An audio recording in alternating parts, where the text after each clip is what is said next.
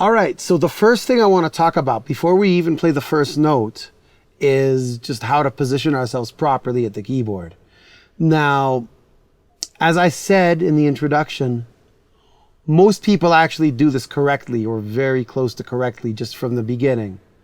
But since this is a video course, I want to make sure that everybody has this very straight. So I'm going to lay it all out with all the details.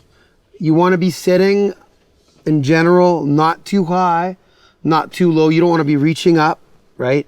You should never be uncomfortable feeling you either have to reach this way or reach down that way. Your hands should just fall naturally on the keyboard. Usually you want about 3/4 of you on the seat, right? So 1, 2, 3, 4. You don't want to sit too far back or too far forward. And also, like, you want to make sure that your elbows are not like tight up against the keyboard like this. And you don't want to be too far back because then you lose control, right? It just fall naturally.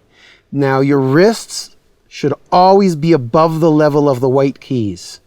Yes, you should never be down here.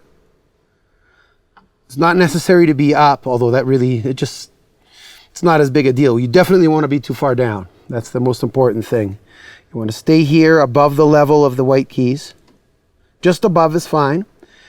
Your fingers should be curved. It's almost like holding a baseball, right? If you hold your other fist in your hand, that gives you a good idea.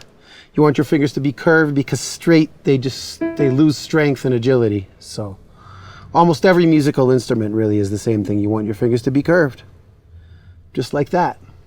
And there we have it. Now we're actually ready to play.